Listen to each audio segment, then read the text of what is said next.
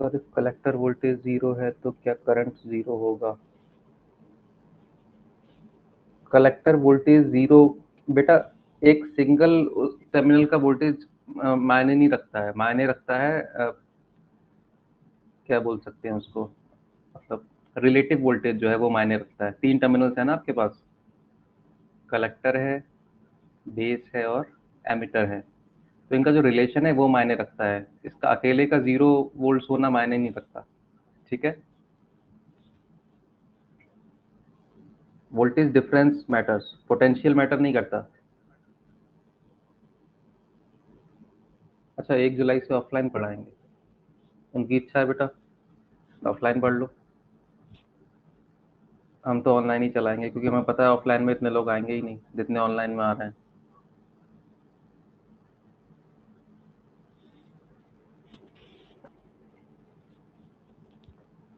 चलो मैं स्टार्ट कर रहा हूँ फिर, कमेंट सब बंद कर दो, अब क्लास पे ध्यान दो। ठीक है, चलो।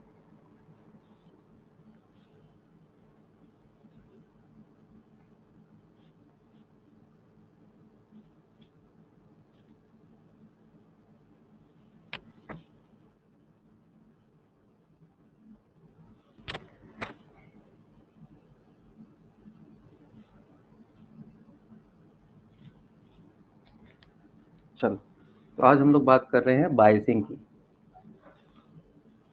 है ना। हम लोगों ने बार बार बीच में वर्ड्स आ रहे हैं, फॉरवर्ड बायसिंग, रिवर्स बायसिंग, है ना। तो बायसिंग का एक्चुअली में मतलब क्या है वो आज हम देख लेते हैं। बायसिंग का मतलब है बेसिकली कि आपने अपने ट्रांजिस्टर को कनेक्शन दे दिए। ठीक है, सारे टर्मिनल्स को आपने वोल्टेजेस प्रोवाइड कर दिए। 3 टर्मिनल्स हैं आपके पास, सॉरी, 3 टर्मिनल्स हैं ट्रांजिस्टर के।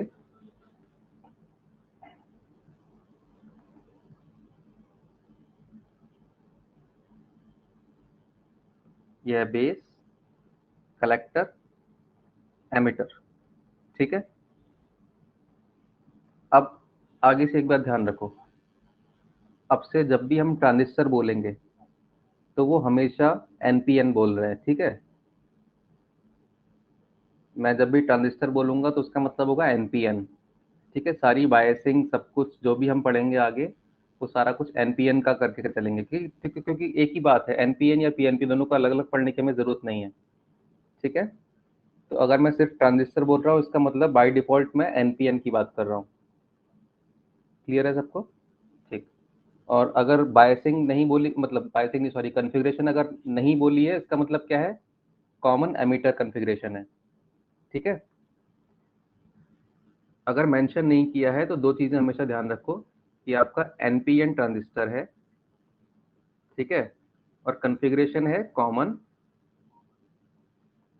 एमिटर। ठीक, कॉमन एमिटर इसलिए क्योंकि सबसे ज्यादा कॉमन एमिटर ही यूज होता है। ठीक, बाकी दोनों बहुत रेयरली यूज होते हैं, उनके कुछ स्पेसिफिक यूज हैं, उसी टाइम वो यूज होते हैं, वरना तो कॉमन एमिटर ही यूज होता है। ठीक है, क्योंकि इसका एम्पलीफिकेशन सबसे ज्यादा है। पावर कल बताया था ना, वोल्टेज एम्पलीफिकेशन भी इसका मीडियम है और करंट एम्पलीफिकेशन भी मीडियम है, इसलिए दोनों मल्टीप्लाई होके क्या देते हैं, पावर देते हैं मैक्सिमम। ठीक, इसीलिए सबसे ज्यादा कौन सा यूज होता है, कॉमन एमिटर। ठीक है, चलो, तो अब हम अपने आज के टॉपिक पे आ जाते हैं। तो बायसिंग में जो हमारे सिलेबस में है वो है, 3-4 तरह की बायसिंग होती है। पहला है फिक्स्ड बायस। ठीक, दूसरा है एमीटर स्टेबलाइज्ड।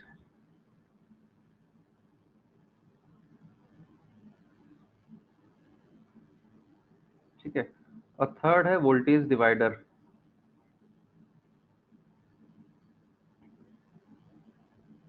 ठीक, इन बायसिंग में डिफरेंस क्या होता है, डिफरेंस है रेजिस्टेंस को और बैटरी को कनेक्ट करने के तरीके में केवल।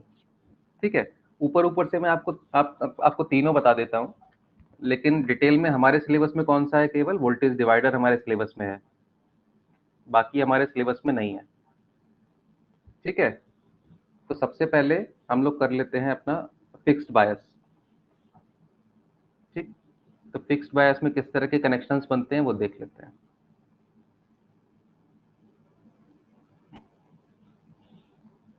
तो ट्रांजिस्टर को उठा के नीचे ले आते हैं पहले तो, इस ट्रांजिस्टर को पकड़ा और नीचे ले आए।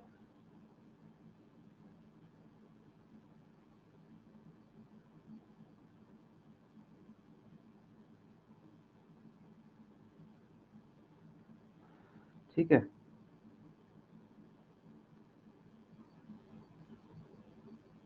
चलो। तो बेसिकली होगा क्या, मैं ये मिटा देता हूँ जो मैंने एनपीएन वगैरह लिखा था। आगे से ध्यान रखो, हमेशा एनपीएन यूज होगा जब भी हम मेंशन नहीं कर रहे हैं, ठीक है। और जिस जंक्शन पे एरो बनाया है वो एरो एरो वाला जंक्शन अपने आप से एमिटर हो गया, ठीक है। दूसरा वाला अपने आप से क्या हो जाता है, कलेक्टर। और ये जंक्शन वाला कौन सा बन जाता है, वो तो है ही बेस, ठीक। इसलिए बहुत ज्यादा हमें कंफ्यूज होने की जरूरत नहीं है, ये ऑटोमेटिकली बेस हो जाता है। एरो वाला कौन सा हो गया, एमिटर। और विदाउट एरो वाला क्या हो गया, कलेक्टर। ठीक है, इसको मैं सर्किल भी बना देता हूँ। चलो, फिक्स बायस में ऐसा रहता है, देखो। एक हमारे पास वोल्टेज सोर्स रहेगा, वीसीसी, उसको हमने नाम दे दिया, ठीक है। एक रेसिस्टेंस के थ्रू हम उसको कलेक्टर में फीड करेंगे, और एक रेजिस्टेंस के थ्रू उसको हम बेस में भी फीड करेंगे, ठीक है। एमीटर को कर देंगे ग्राउंड, ठीक। तो ये बन गया हमारा फिक्स्ड बायस। कलेक्टर से लिया जाएगा आउटपुट, ठीक है। और बेस में क्या दिया जाता है, बेस में दिया जाता है इनपुट, ठीक। सर एनपीएन फिक्स बायस में रहेगा, ऐसा नहीं है। तुम मेरी बात नहीं समझी, मैंने बोला क्या। बायसिंग हम एनपीएन की भी कर सकते हैं, पीएनपी की भी कर सकते हैं, किसी भी ट्रांजिस्टर की कर सकते हैं।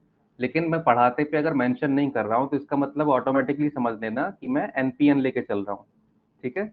बाकी तो आप एरो देख के भी समझ सकते हो कि मैंने कौन सा लिया है, ठीक है। लेकिन अगर मेंशन नहीं किया इसका मतलब एनपीएन है, ठीक है, क्योंकि एनपीएन ज्यादा कॉमनली यूज होता है बजाय पीएनपी के, ठीक है। चलो, अब करना क्या है, लेफ्ट साइड है हमारा इनपुट साइड, लेफ्ट वाला साइड क्या है, इनपुट।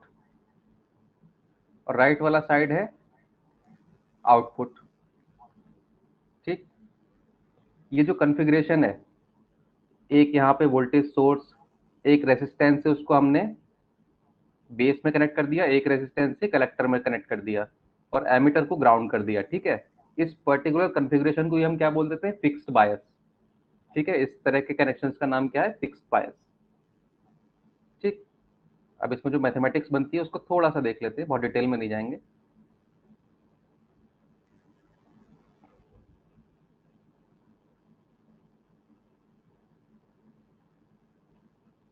ठीक है, तो पहले तो लेफ्ट साइड को और राइट साइड को अलग अलग कर लेते हैं, ठीक। इस तरह से अगर जाएंगे तो आप लोग कंफ्यूज हो जाओगे, इसको मैं थोड़ा सा ब्रेक कर लेता हूँ फिगर को, ठीक है। तो वीसीसी को मैं दो जगह से फीड करूंगा, इस तरह से। ऊपर वाले फिगर में मैंने उसको सिंगल तरीके से बनाया है, नीचे जो फिगर बना रहा हूँ वहां पे मैं दो तरीके से बनाऊंगा। ये रेसिस्टेंस सेकंड वाला, इसको नाम दिया मैंने आरसी, जो कलेक्टर के साइड था। और जो बेस के साइड था उसको नाम दे दिया आरबी, ठीक। तो आरसी ये वाला है, इसको मैंने मोड़ के बना दिया केवल, ठीक। और ये हो गया वीसीसी, जो यहाँ पे ऊपर वीसीसी था वही वीसीसी है, ठीक है। पॉजिटिव टर्मिनल उसका चला गया रेजिस्टेंस के साथ, और नेगेटिव ऑटोमेटिकली ग्राउंड होता है नेगेटिव, तो अलग से वैसे बनाने की जरूरत नहीं है, ठीक। और एमीटर क्या है, ऑटोमेटिकली ग्राउंडेड है, क्योंकि एमीटर तो हमने ग्राउंडेड बनाया ही है, ठीक। अब बेस में देख लेते हैं, बेस में क्या हो रहा है। बेस के साथ एक रेसिस्टेंस है, क्या नाम है उस रेसिस्टेंस का, आर बी। उस रेसिस्टेंस के बाद वीसीसी कनेक्टेड है उसमें, यहाँ पे देखो। आर बी के बाद क्या है, वीसीसी का पॉजिटिव टर्मिनल, तो ये आ गया पॉजिटिव टर्मिनल उसका, नेगेटिव आ गया नीचे, नेगेटिव का मतलब ग्राउंड, सीधे सीधे, तो ये आ गया ग्राउंड। ठीक है, ये फिगर आपको समझ में आ गया कि मैंने ये ऊपर वाले फिगर को नीचे वाले फिगर से किस तरह से रिप्रेजेंट किया है, समझ में आ गई ये बात आपको? इनपुट और आउटपुट दोनों का है बेटा, left side input, right side output. मैं यहां से इनपुट आउटपुट लिखा मिटा देता हूं, वरना आप लोग कंफ्यूज हो जाओगे।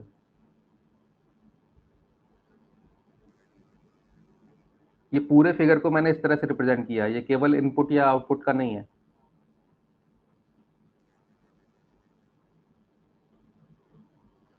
ठीक है ना?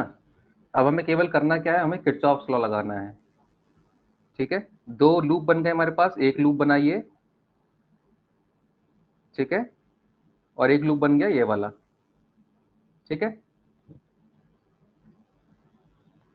कलेक्टर करंट किस तरफ जाती है?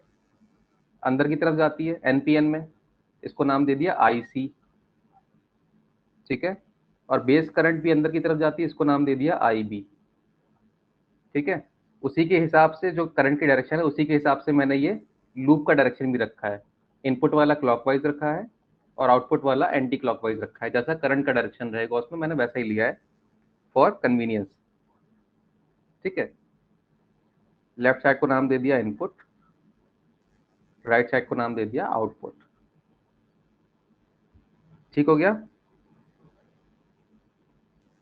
चलो, अभी हम लोग लगाएंगे केवीएल।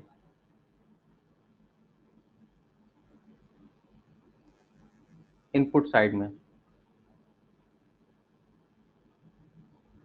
तो देखो क्या मिलेगा। इनपुट साइड में केवीएल लगाया तो हमें मिला वीसीसी, इसको नाम दे देते हैं VCC, equal to IB RB, ठीक है, प्लस वीबीई। वीबीई क्या है? ये वाला वोल्टेज ड्रॉप, बेस और एमीटर के बीच में जो हो रहा है वोल्टेज ड्रॉप, उसको क्या नाम दे दिया हमने? वीबीई। ठीक है ना?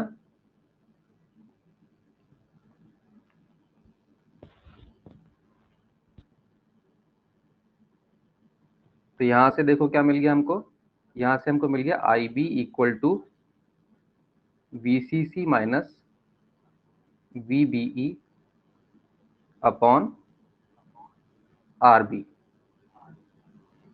ठीक है, वीबीई बेसिकली क्या है? ये है आपका 0.7 वोल्ट्स, जो फॉरवर्ड वोल्टेज ड्रॉप होता है डायोड का, वही है ना ये? इनपुट कैरेक्टरिस्टिक में हमने देखा था।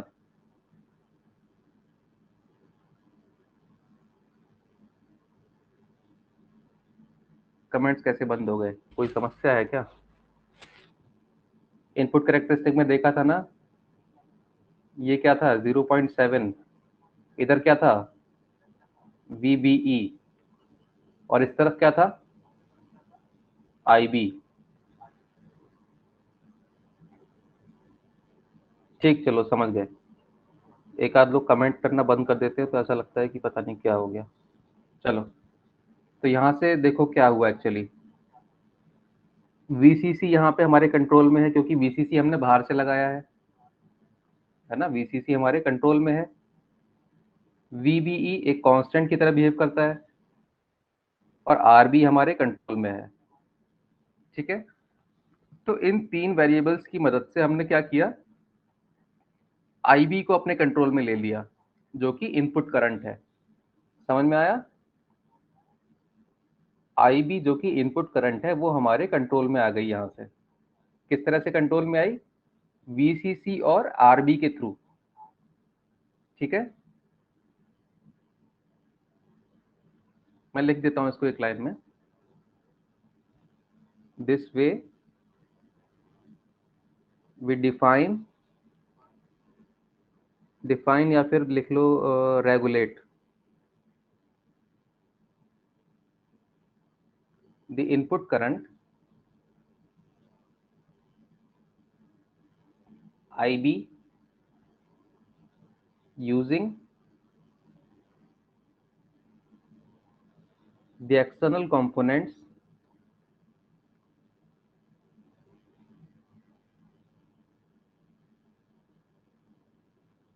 VCC and RB।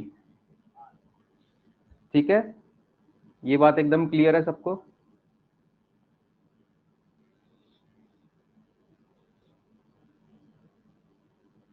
तो यही जो एक्शन है कि ट्रांजिस्टर के करंट्स को अपने कंट्रोल में लेना, इसी को हम क्या बोलते हैं? बायसिंग। यहाँ पे हमने क्या किया? VCC और RB के हेल्प से हमने IB का कंट्रोल अपने हाथ में ले लिया। ठीक है, तो इसी इसी प्रोसेस को क्या नाम दिया जाता है? इसी प्रोसेस को बोलते हैं बायसिंग। ठीक है, करंट किस तरह का होगा, कितना उसका वैल्यू होगा, किस डायरेक्शन में जाएगा, ये सब किस चीज से डिफाइन हो रहा है? VCC और RB की वैल्यू से। ठीक है, अगर VCC का वैल्यू 0.7 से कम हो जाए, ठीक है, तो ये ऊपर वाला पोर्शन क्या हो जाएगा? नेगेटिव हो जाएगा। होगा या नहीं? अगर VCC का वैल्यू 0.7 से कम हो गया, मतलब VCC माइनस VB क्या हो जाएगा? नेगेटिव हो जाएगा। इस तरह से हम लोग बेसिकली क्या कर सकते हैं? IB का डायरेक्शन रिवर्स कर सकते हैं। ठीक है, तो सब कुछ हमारे हाथ में आ गया, करंट का वैल्यू, करंट का डायरेक्शन। ठीक है, किसकी मदद से? केवल VCC और RB की मदद से। ठीक है, चलो अब हम देख लेते हैं आउटपुट साइड। KVL हम लोग लगा देते हैं आउटपुट साइड में। वहां देखो क्या मिलता है? VCC equal to IC RC plus VCE। ठीक है, VCE क्या है यहाँ पे? VCE एक्चुअली में आउटपुट वोल्टेज है ना? तो यहाँ से हमको मिला IC मतलब output current equal to VCC minus VCE upon RC। ठीक है,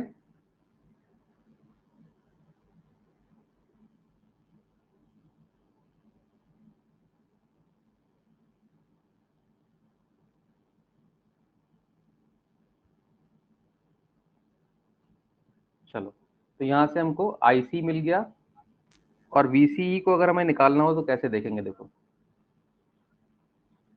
बेसिकली हम लोग कर क्या रहे हैं? हम लोगों ने IB को डिफाइन कर दिया। ठीक है, IB को फिक्स करने के लिए हमें VCC को फिक्स करना पड़ा था। ठीक है, उसके हेल्प से क्या किया हमने? इनडायरेक्टली हमने क्या किया? यहाँ पे IC को भी फिक्स कर दिया है। ठीक है, IC किस पे डिपेंड कर रहा है? बेसिकली IB पे डिपेंड कर रहा है, और RC पे। ठीक है, वोल्टेज क्या होगा? किसका वोल्टेज बेटा? कई तरह के वोल्टेज है ना यहाँ पे। VCC की बात कर रही हो क्या? VCC तो हमारे हाथ में है।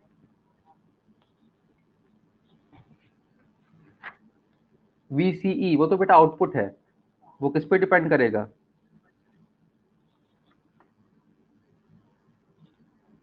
VCC पे और RC पे। अभी देखो क्लियर हो जाएंगी चीजें। अगर मैं इसको प्लॉट करके देखना चाहूँ, प्लॉट करेंगे तो एकदम क्लियर हो जाएगा।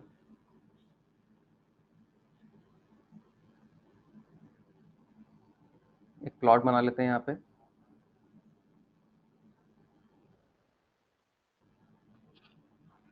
प्लॉट किसका बनाएंगे? आउटपुट कैरेक्टरिस्टिक का, जो कि हम लोग बनाते आ रहे हैं 2 दिन से।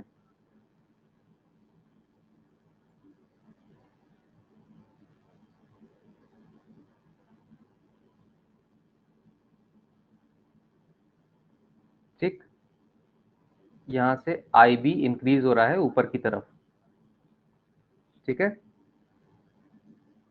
इस डायरेक्शन में क्या है?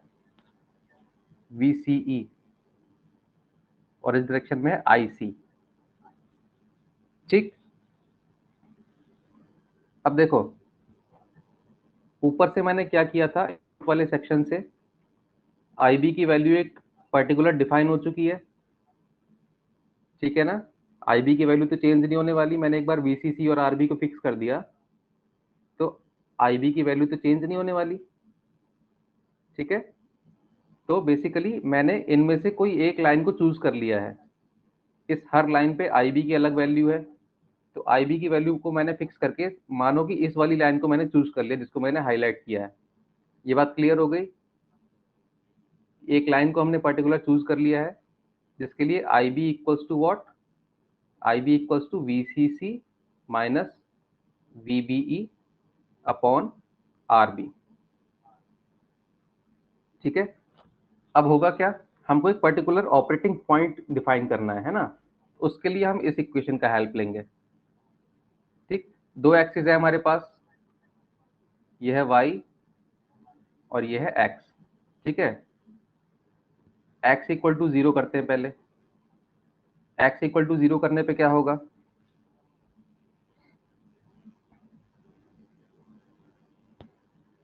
x इक्वल टू 0 करेंगे तो हम y एक्सिस की बात कर रहे हैं, सीधी सी बात है ना। when x equal to 0 means VCE equal to 0। ठीक है, तो IC इक्वल टू क्या मिल गया हमको, VCC अपॉन RC। ठीक है, तो यहां से हम लोग देखो जैसे ही VCE 0 हो गया मतलब हम इस रीजन में आ गए कहीं ना कहीं। ठीक है, तो ये कौन सा रीजन है, सैचुरेशन रीजन, इसलिए मैंने यहाँ पे ब्रैकेट में नीचे लिख दिया सैचुरेशन, आईसी सैचुरेशन। ठीक है, क्योंकि VCE 0 होते ही हम लोग कहाँ पे आ जाते हैं, सैचुरेशन रीजन में आ जाते हैं। क्लियर हुआ? वाई एक्सिस को आप देखो, वाई एक्सिस कौन से रीजन में लाई कर रहा है, जहाँ पे एक्स का वैल्यू 0 है, ये लाई कर रहा है सैचुरेशन रीजन में, है ना। ये पूरा का पूरा रीजन क्या है जो मैंने हाईलाइट किया अभी अभी, ये है सैचुरेशन रीजन। ठीक, तो आईसी का वैल्यू क्या फिक्स हो गया, सैचुरेशन वैल्यू पे VCC अपॉन RC। ठीक है, तो ये एक पर्टिकुलर वैल्यू मान लो यहाँ पे आ गया। ठीक, ये हो गया VCC अपॉन RC, क्योंकि ये हमारे कॉन्स्टेंट्स हैं, VCC भी कॉन्स्टेंट है और RC भी कॉन्स्टेंट है। तो वाई एक्सिस पे हमें एक पॉइंट मिल गया इनकी फिक्स वैल्यू की वजह से, VCC अपॉन RC, उसी का नाम क्या है, आईसी सैचुरेशन। ठीक है, अब आ जाते हैं एक्स एक्सिस पे। एक्स एक्सिस का मतलब y equal to 0 means IC equal to 0। अब इस इक्वेशन में अगर आप आईसी इक्वल टू 0 रखोगे तो क्या मिल जाएगा, VCC इक्वल टू VCE, यही मिलेगा ना। इसको मैंने नाम दे दिया इक्वेशन 2। ठीक है, तो यहां से मिला फ्रॉम 2, ये भी मिला फ्रॉम 2, और ऊपर वाले को नाम दे देते हैं इक्वेशन 1।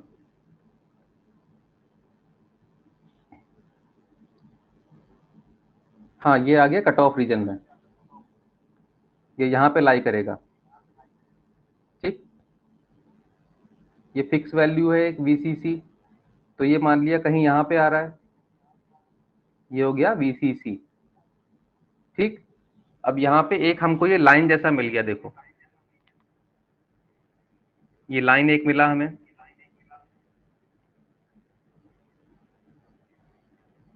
है ना। इसी लाइन को हम क्या बोलते हैं, लोड लाइन।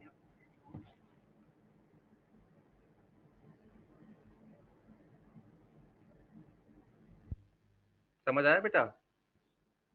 इसी लाइन को क्या बोल देते हैं, इसी लाइन को बोल देते हैं लोड लाइन। ये हमने पी एन डायोड में भी पढ़ा था, है ना। अगर यहाँ पे VCC की वैल्यू बढ़ती है तो क्या होगा, VCC की वैल्यू बढ़ने से लोड लाइन आईसी एक्सिस पे इधर की तरफ जाएगा, ऊपर की तरफ, है ना। अगर VCC का वैल्यू इंक्रीज करोगे तो आई एक्सिस पे इधर जाएगा और इस वाली एक्सिस पे इधर जाएगा। ठीक है, दोनों में आगे की तरफ बढ़ेगा। अच्छा, क्यू पॉइंट की बात कर लें। क्यू पॉइंट क्या है, ऑपरेटिंग पॉइंट ये वाला पॉइंट हो जाएगा आपका, ये हो गया क्यू पॉइंट, जहां पे आई बी जो आपने डिफाइन किया था। ठीक है, आई बी वाली लाइन को ये लोड लाइन जहां पे काटेगी, ठीक है, उसी को हम क्या बोल देंगे, क्यू पॉइंट। समझ आया? ये पर्टिकुलर आई बी हमने डिफाइन कर रखा है ना पहले से।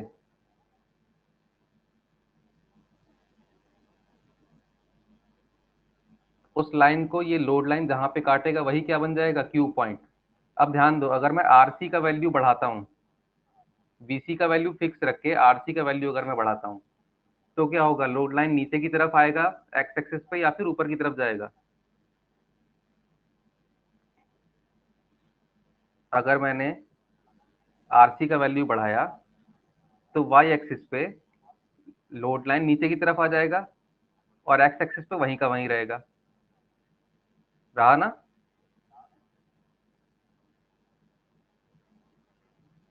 क्योंकि वीसी तो फिक्स है, लेकिन आरसी का वैल्यू बढ़ने से ये पॉइंट नीचे की तरफ आ गया।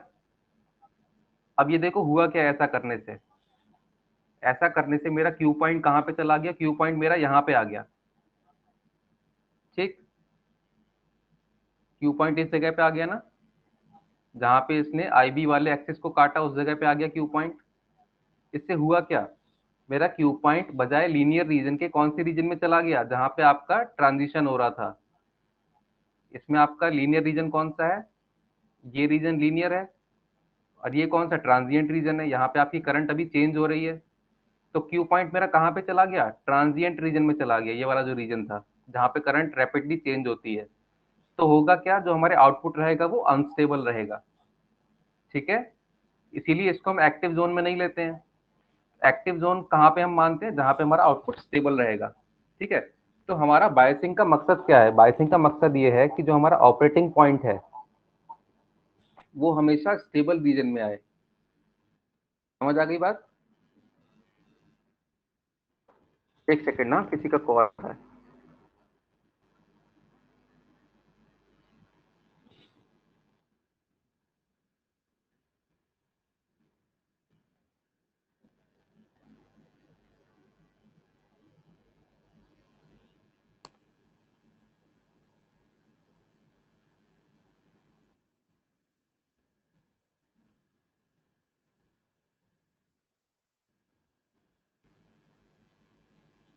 चलो कंटिन्यू करते हैं।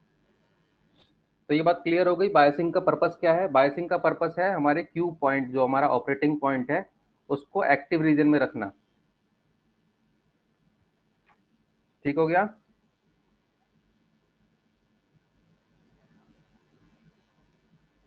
Purpose of the biasing is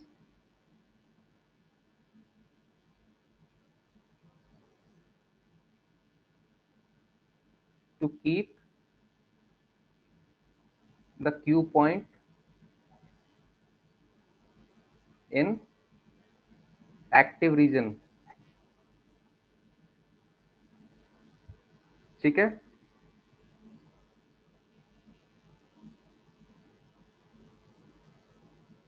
अब इसके लिए आपके अलग अलग तरह के तरीके हैं बायसिंग करने के। जो अभी हमने पढ़ा वो क्या था, फिक्स्ड बायस। फिक्स्ड नाम किससे आया, ये जो पर्टिकुलर तरीका है, एक वोल्टेज सोर्स लेके उसको हमने दोनों से कनेक्ट कर दिया, ठीक है, और एमीटर को ग्राउंड कर दिया। इस तरीकों को क्या बोलते हैं, फिक्स्ड बायस बोलते हैं। ठीक है, एमीटर स्टेबलाइज को मैं स्किप कर रहा हूँ क्योंकि हमारे सिलेबस में वैसे भी नहीं है, तो मैं अपने डायरेक्टली जो मेन टॉपिक है उस पर आते हैं, वोल्टेज डिवाइडर बायस पे। ठीक है, अभी तक के में कोई डाउट है तो आप लोग बोल सकते हो।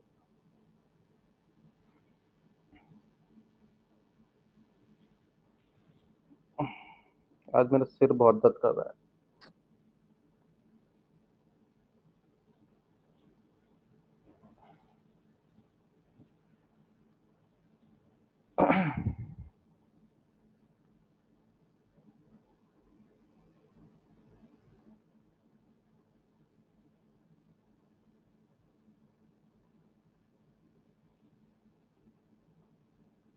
और अलग अलग तरह की बायसिंग की जरूरत क्यों पड़ती है उसको भी हम डिस्कस करेंगे बाद में। ठीक है, पहले अपना ये टॉपिक निपटा लेते हैं कि बायसिंग हो किस तरह से रही है।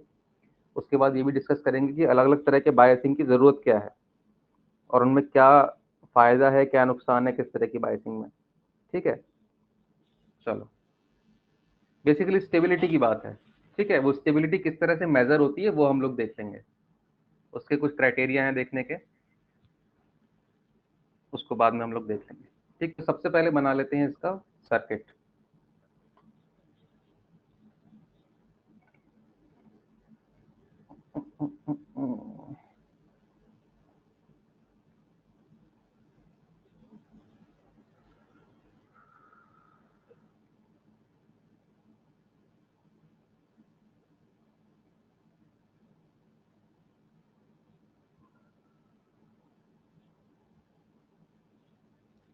यहाँ पे भी एक फिक्स्ड वोल्टेज सोर्स है VCC,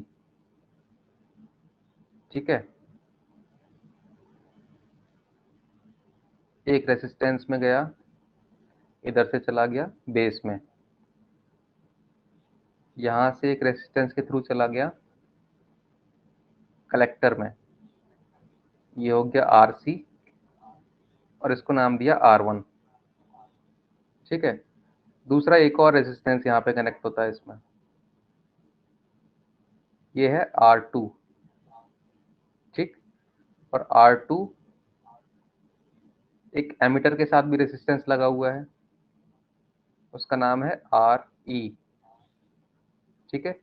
ये दोनों कंबाइंड होके कहाँ चले गए, ग्राउंड में, ठीक है ना। ये हो गया एमीटर, ये हो गया कलेक्टर, ये हो गया बेस, ठीक। सर्किट समझ में आ गया, सिंपल है, कोई दिक्कत नहीं है इसमें तो, ठीक। अभी इसको हम ब्रेक डाउन करके देखते हैं, इसको थोड़ा सा सिंप्लीफाई कर लेते हैं।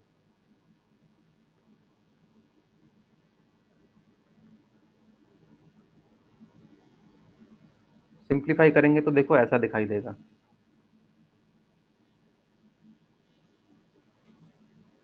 सिंप्लीफाई करने का मतलब इनपुट और आउटपुट को अलग अलग तरह से हमने देख लिया, है ना, यही मतलब होता है सिंप्लीफाई करने का। तो आउटपुट साइड को मैंने इधर बना दिया, आउटपुट साइड में केवल क्या क्या है, ये RC है, ठीक।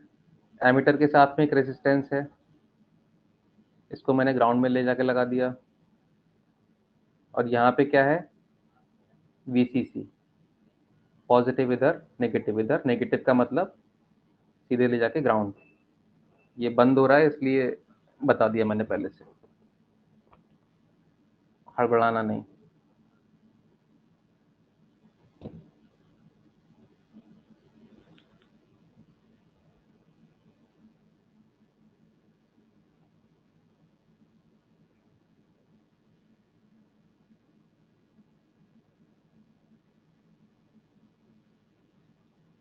हाँ, तो कहाँ पे थे, इधर RC था,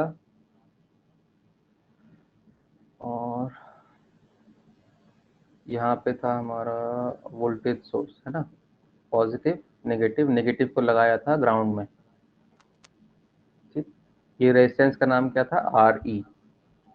अब आ जाओ इनपुट साइड में, इनपुट साइड में देखो थोड़ा सा क्या हो रहा है, ये बेस है, ठीक। इधर देखो बेस से जैसे ही निकला है, तो यहाँ पे एक जंक्शन बनाया हुआ है ना, ये जंक्शन है, तो यहाँ पे मैंने एक जंक्शन बना लिया, ठीक है। जंक्शन के साथ में दो रेजिस्टेंस कनेक्टेड है, R2 और R1। तो R2 को मैंने पहले बना लिया, R2 इस जंक्शन और के साथ कहाँ पे गया है, ग्राउंड में गया है, देखो ये नीचे सीधे ग्राउंड में चला गया ना। तो यहाँ पे भी मैंने R2 को इस जंक्शन से कनेक्ट करके कहाँ पे बना दिया, ग्राउंड में, ठीक है। इसी जंक्शन से दूसरा रेजिस्टेंस लगा हुआ है R1, इस जंक्शन से दूसरा रेजिस्टेंस लगा है R1, ठीक है। R1 का दूसरा टर्मिनल कहाँ पे है, VCC पे, और VCC का नेगेटिव कहाँ चला जाएगा, ग्राउंड में चला जाएगा। ये पॉजिटिव हो गया, ये नेगेटिव हो गया। फिगर सबको समझ में आया या नहीं आया, मुझे ये बात बता दो पहले। पूरा सर्किट समझ में आ गया, सिंप्लीफाई जो हमने किया है अभी।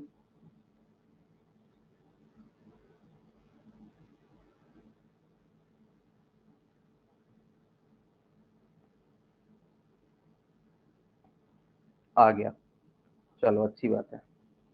तो वोल्टेज डिवाइडर इसका नाम कहाँ से पड़ रहा है,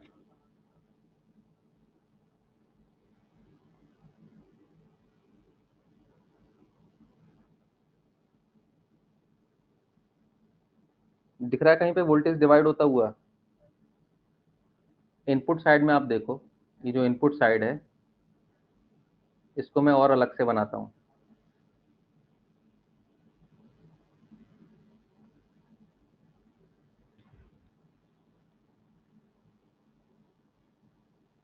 इनपुट को बना लेते हैं अलग से, ठीक है, आउटपुट वाले को थोड़ी देर के लिए भूल जाते हैं,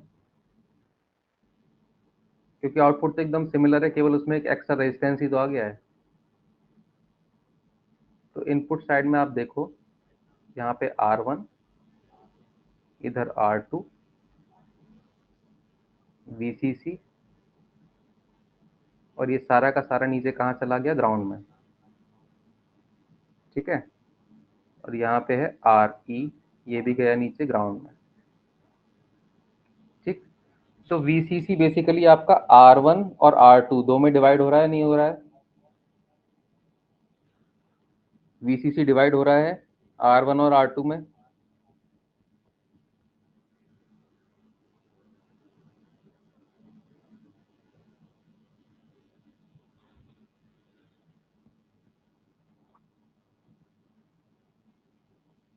हो रहा है ना?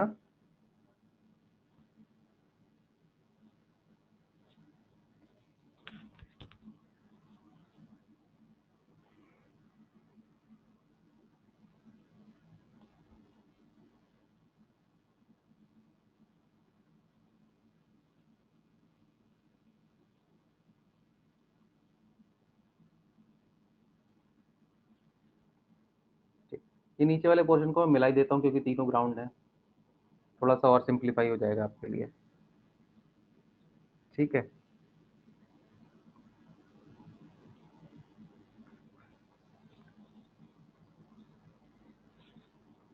तो R2 पे हमें वोल्टेज ड्रॉप क्या मिल रहा है?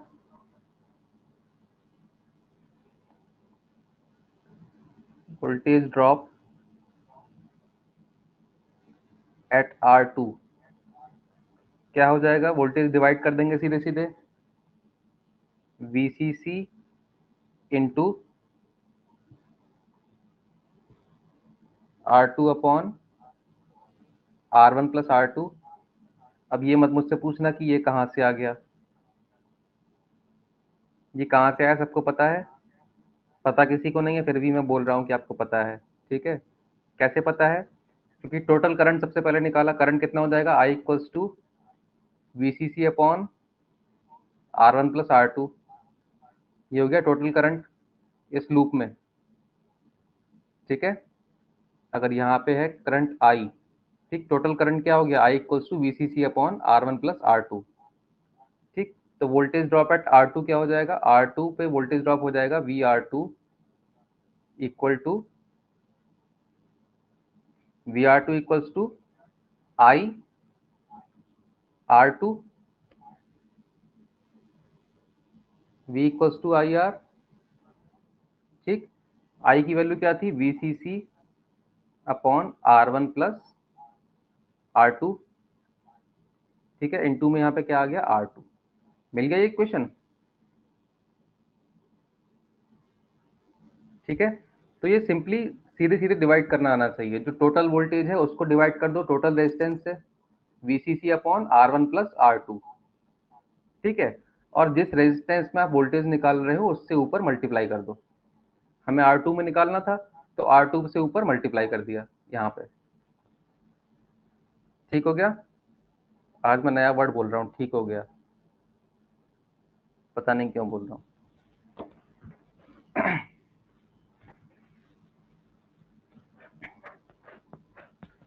चलो, समझ में आ गया ना?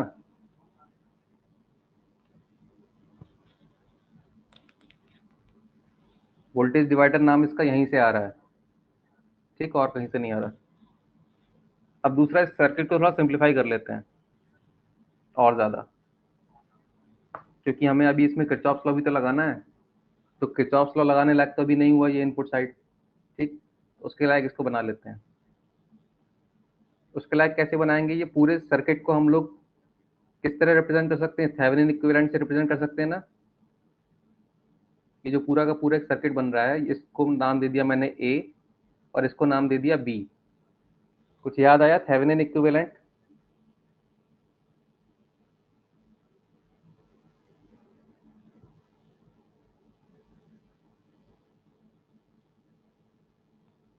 तो इसका हम लोग थेवेनिन इक्विवेलेंट बनाते हैं।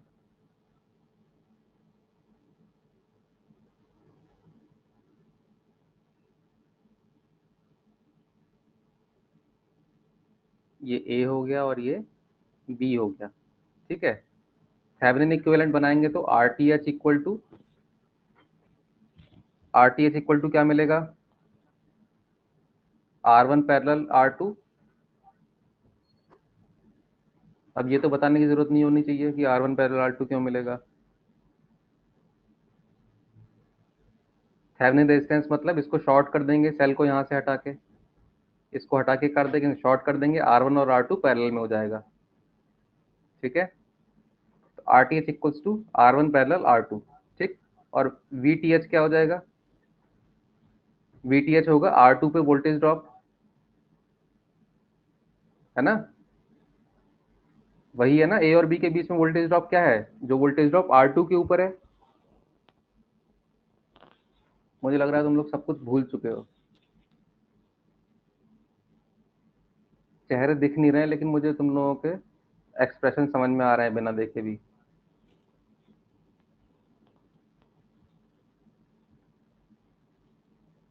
वीटीएच यही हो जाएगा जो अभी इनमें निकाला था, VCC over R1 plus R2 into R2, ठीक है।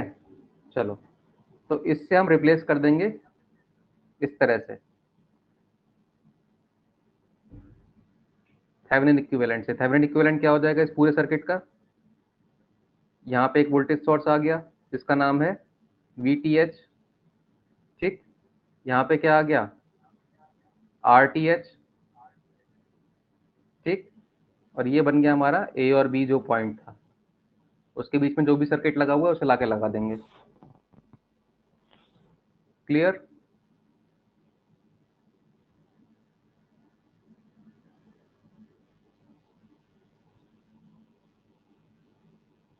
ठीक, अब करो इन दोनों फिगर्स को combine,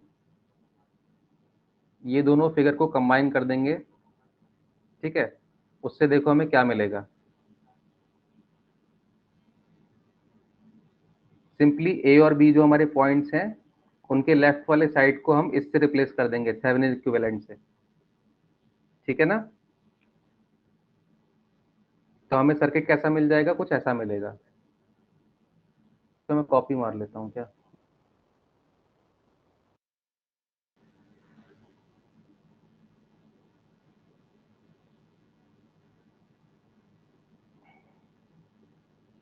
are T H, we T H, ठीक। ये नीचे ग्राउंड में चला गया, इधर है आर ई, और ये भी कहाँ गया, ग्राउंड में, ठीक है। बेसिकली था क्या, ये पॉइंट हमारा बी था और ये पॉइंट क्या था, ए, ठीक है। उसको यहाँ पे मेंशन करने की जरूरत नहीं होनी चाहिए मुझे लगता है, इसलिए मैंने मेंशन किया नहीं,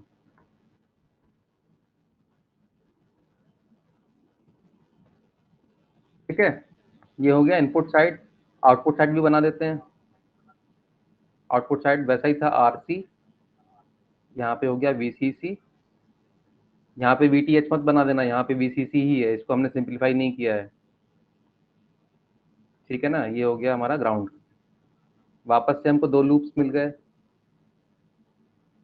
एक ये मिला और एक ये मिला। अब समझ में आया उसका नाम फिक्स्ड बायस क्यों था, क्योंकि वहां पे हमारी बायस करंट फिक्स हो गई थी, आई बी वहां पे फिक्स हो गया था।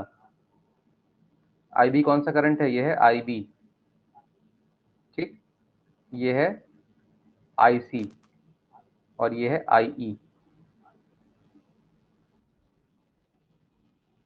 वहां पे आई बी का वैल्यू क्या था, वहां पे आई बी का वैल्यू था V C C minus V B E over R B, यही था ना अभी जो निकाला था 2 मिनट पहले। तो वीसीसी तो एक फिक्स्ड वोल्टेज है ना, इसको हम वेरी तो करा नहीं रहे। इसके क्वेश्चन किस टाइप के आते हैं, क्वेश्चन बेटा इस तरह के आएंगे, एक सर्किट बना के दे दिया जाएगा, ठीक है। उसमें ये नहीं बोलेगा कि ये वाली बायसिंग है वो वाली बायसिंग है, एक क्वेश्चन बना के दे देगा, उसमें रेजिस्टेंस की वैल्यू दे रखी होगी, वोल्टेज सोर्स की वैल्यू दे रखी होगी, आपसे बोलेगा कि आई बी का वैल्यू निकालो कितना है, IC का वैल्यू निकालो कितना है, इस तरह के क्वेश्चन आते हैं। ठीक है, बीटा का वगैरह का वैल्यू दिया रहेगा उसमें, आपसे वोल्टेजेस और करंट्स की वैल्यू निकालने को बोलेगा। ठीक है, उसमें करना कुछ नहीं है आपको, जो सर्किट दिया है उस सर्किट को इस तरह से सिंप्लीफाई कर लो जैसे मैंने ये वाला सर्किट बनाया है अभी। उस सर्किट को इनपुट और आउटपुट में ब्रेक कर लो, एक लेफ्ट साइड में कर लो, एक राइट साइड में कर लो, और दोनों में केवीएल लगा दो। ठीक है, इसके अलावा आपको कुछ भी नहीं करना, करंट्स अपने आप निकल के आ जाते हैं केवीएल लगाते ही। ठीक, इससे ज्यादा क्वेश्चन में कुछ नहीं करना रहेगा। तो यहाँ पे डिफरेंस समझ में आया फिक्स्ड बायस और वोल्टेज डिवाइडर बायस में। वहां पे हमारे पास वीसीसी फिक्स होने की वजह से आईबी का एक ही सिंगल वैल्यू फिक्स हो गया था। ठीक है, आईबी को हम वेरी नहीं करा पा रहे थे वहां पे। यहाँ पे वोल्टेज डिवाइड होके हम लोग वेरी करा सकते हैं इसको। ठीक, R1 और R2 का वैल्यू चेंज करके आईबी को प्रिसीजन के साथ वेरी करा सकते हैं। यहाँ पे तो केवल क्या था, आरबी एक ही रेजिस्टेंस था हमारे पास और वोल्टेज फिक्स हो गया था। ठीक है, यहाँ क्या वैल्यू आएगा आईबी का, निकालते हैं। आईबी के वैल्यू निकालते हैं, लेफ्ट साइड में केवीएल लगाओ चलो।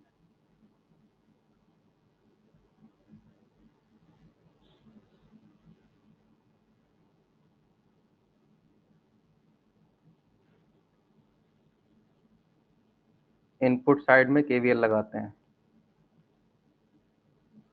क्या मिल जाएगा, VTH equal to IB RTH plus IE RE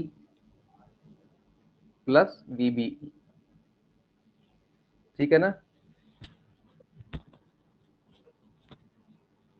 तो यहां से IB का वैल्यू क्या आ जाएगा, VTH minus VBE over RTH plus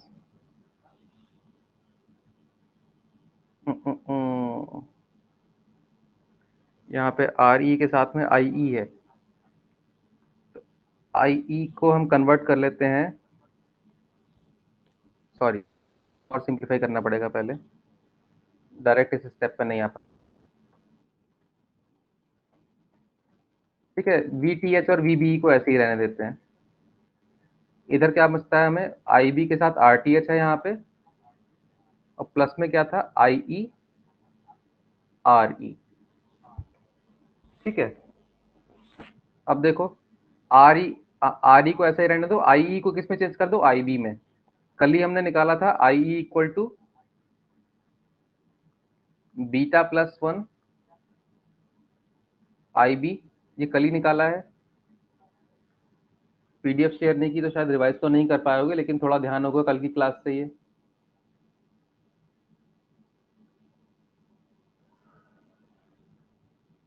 ठीक है, तो यहां से हम लोग इसको कन्वर्ट कर लेंगे, beta plus 1 IB।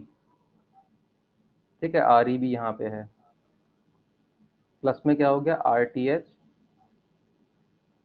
IB equal to VTH minus VBE। ठीक है, तो यहाँ से IB का वैल्यू आ जाएगा, क्या आ जाएगा, VTH minus VBE over RTH plus beta plus 1 RE।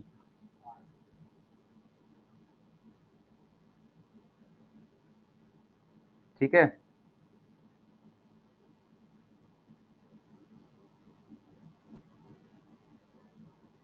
सही।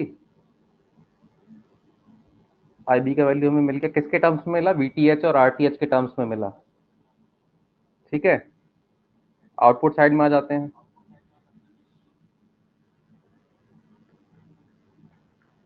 क्वेश्चन में आपसे ये कभी नहीं बोला जाएगा कि फिक्स बायस का मत सॉरी वोल्टेज डिवाइडर बायस का सर्किट बना के आप IB का वैल्यू दिखाओ इतना कि VTH माइनस VB, इस तरह के क्वेश्चन कभी नहीं आते। क्वेश्चन में क्या दिया रहेगा, इस तरह का सर्किट बना होगा, ये वाला, ठीक। उसमें आरसी की कुछ न्यूमेरिकल वैल्यू दी होगी, इसकी न्यूमेरिकल वैल्यू दी होगी, इसकी न्यूमेरिकल वैल्यू दी होगी और इसकी न्यूमेरिकल वैल्यू दी होगी। वीसीसी की वैल्यू दी रहेगी, ठीक है, और बीटा गिवन रहेगा, ठीक।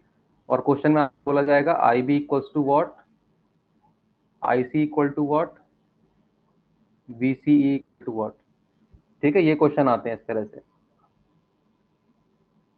करने का तरीका वही है जो अभी हम कर रहे हैं, केवल उसको ब्रेक डाउन करके उसमें केवीएल लगाना रहता है, ठीक है।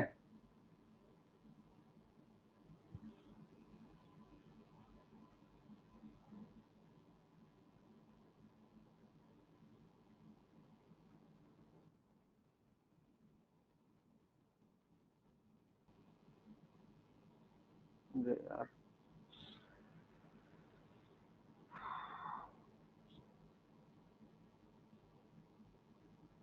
कहाँ पे थे, आउटपुट में केवीएल लगा रहे थे, है ना।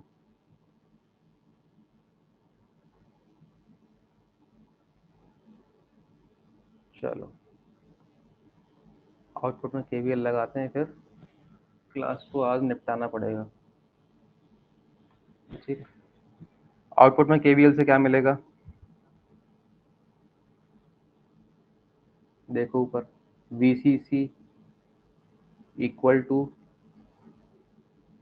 आई C R C, I C R C, ठीक। और वोल्टेज ड्रॉप मिलेगा सी और ई के बीच का,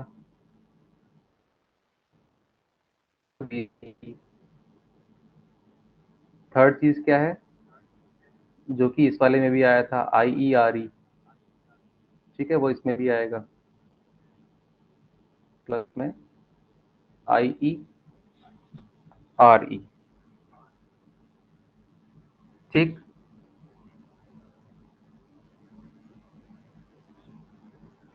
यहाँ पे हम लोग थोड़ा सा मान लेते हैं कि I E approximately equal to I C, ठीक है। तो क्या मिल जाएगा, minus V C E equal to R C plus R E I C, ठीक। तो यहाँ से आई सी इक्वल टू आ गया V C C minus V C E over R C plus are.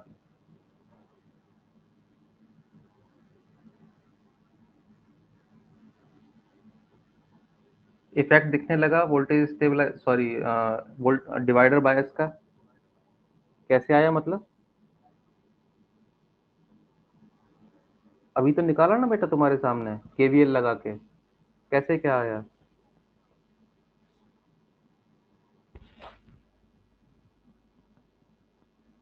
Output, अरे फिगर देख लीजिए निकाला है, वीसीसी, उसके बाद आईसीआरसी, ये हो गया वीसीई, और ये हो गया आईईआरई, एंटी क्लॉकवाइज चले हैं, क्या नया कर दिया,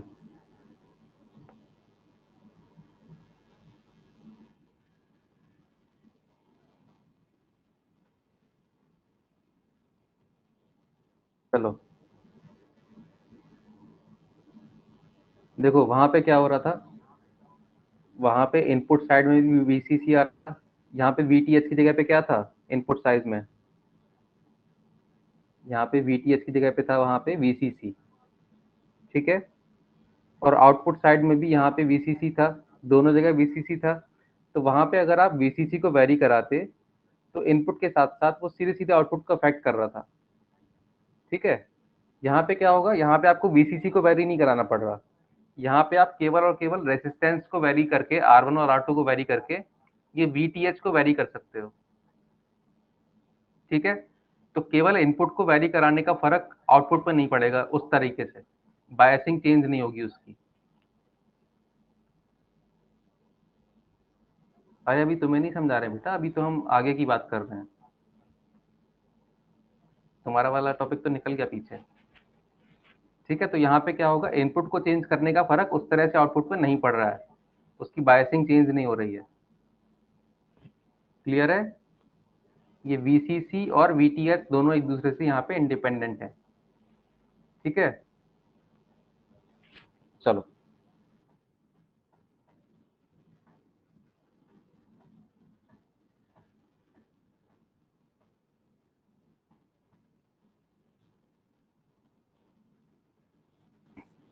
ऑपरेटिंग पॉइंट निकाल लेते हैं इसका।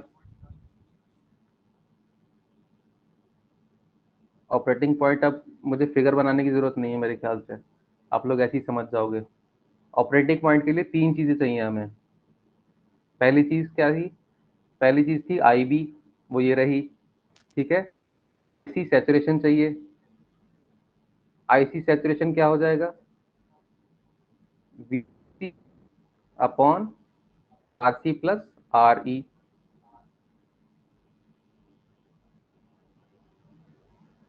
ये कहाँ पे होगा? ये होगा वाई एक्सिस पे, जहाँ पे आपका वीसीई। ठीक, शॉर्टकट तो नहीं हो जा रहा? समझ में आ रही है बात?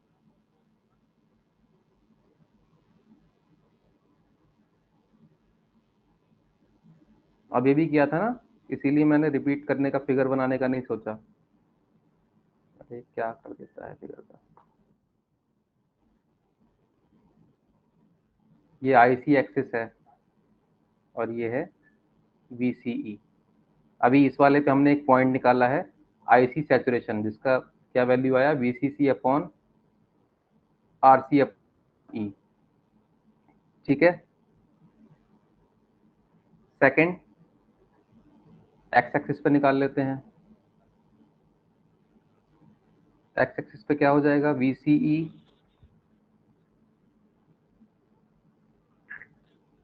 एक्स एक्सिस के लिए हो जाएगा I C equal to zero. तो I C equal to zero रखने पे क्या मिलेगा?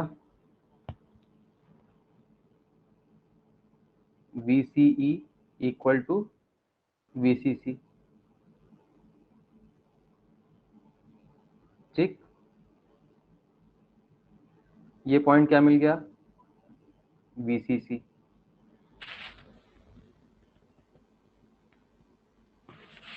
ठीक है, और आई बी हमारा फिक्स है, ये एक आई बी फिक्स कर लिया है हमने।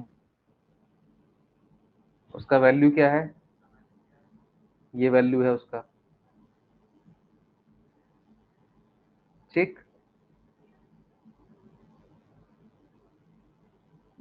ये बन गया लोड लाइन।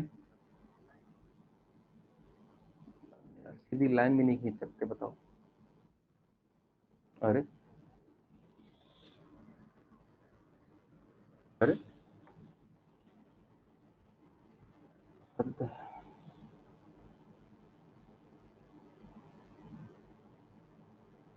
ये आ गया लोड लाइन, और ये जहां पे आई बी को कट करेगा वो क्या बन जाएगा? Q point. ठीक है, तो ये क्यू पॉइंट को हमको इस तरह से चेंज कराना है कि ये हमारा एक्टिव रीजन में स्टेबलाइज जगह पे रहेगा। ठीक है, जो कि वेल रेगुलेटेड जगह है, जहाँ पे हमारा आउटपुट वेरी ना करे बहुत ज्यादा। ठीक है, स्टेबलाइज्ड आउटपुट रहे। ठीक, समझ आ गई चीजें?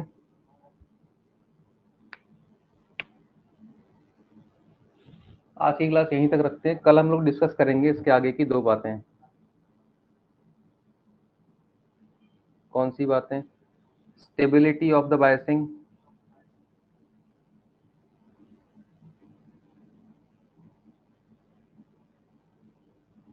कि ये बायसिंग बेटर किस तरह से है। अरे बेटा, थोड़ा काम है ना आज।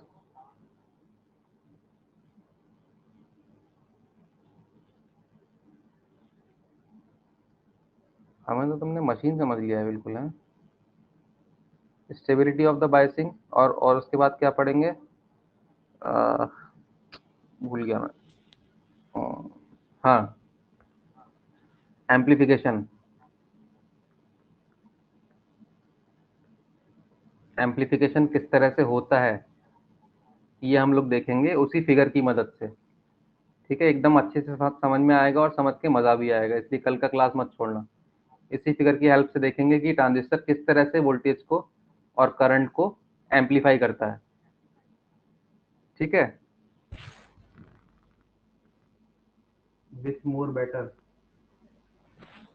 बेटा स्टेबिलिटी सबसे ज्यादा वोल्टेज डिवाइडर बायस की होती है। ठीक है,